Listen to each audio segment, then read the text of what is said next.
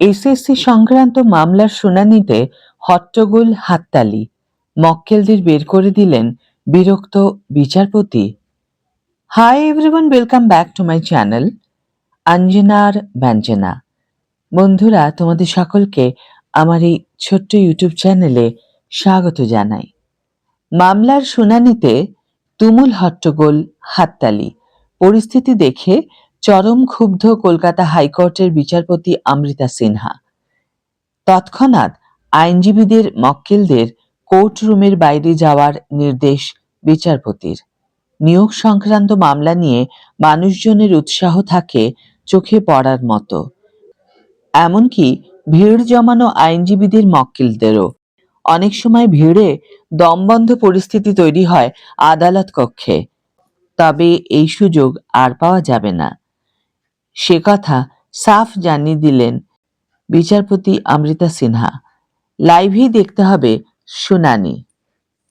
বুধবার school service কমিশনের একটি মামলার শুনানি ছিল কলকাতা হাইকোর্টে। মামলাকারীদের আইনজীবী হিসেবে উপস্থিত ছিলেন বিকাশ রঞ্জন ভট্টাচার্য। প্রতিবারের মতো নিয়োগ মামলায় এদিন হাজির ছিলেন অনেক লোকজন।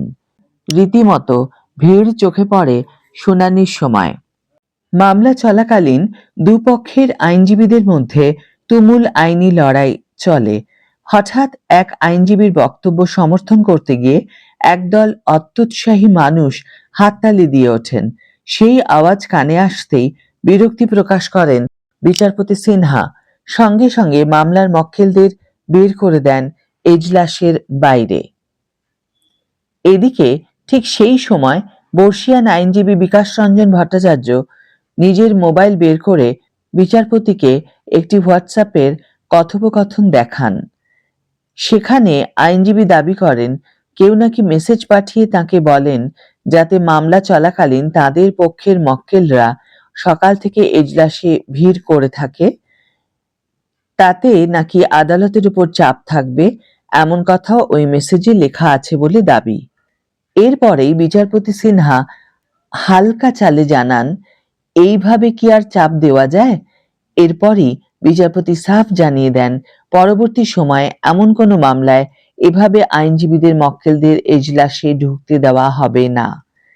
বিচারপতি সিনহার এজলাসে যা মামলা হয় তা সকাল থেকে শেষ পর্যন্ত লাইভ হয়। শুনানির প্রথম থেকে শেষ সবটাই সেখানে দেখা যায়।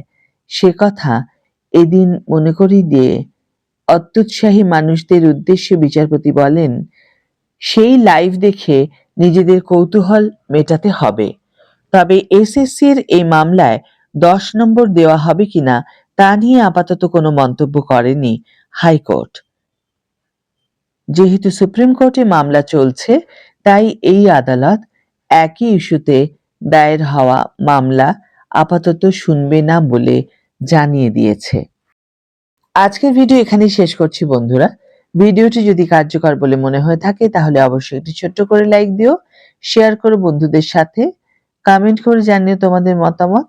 যারা এখনো আমার চ্যানেলটিকে সাবস্ক্রাইব করোনি তারা অবশ্যই চ্যানেলটিকে সাবস্ক্রাইব করে আমার পাশে থেকো, আর যারা অলরেডি সাবস্ক্রাইব করে দিয়েছো তাদের জন্য আমার অনেক ভালোবাসা এবং অনেক ধন্যবাদ। আজ তাহলে বিদায় বন্ধু, দেখা হবে পরের ভিডিওতে। ভালো থেকো, সুস্থ থেকো, সঙ্গে থেকো।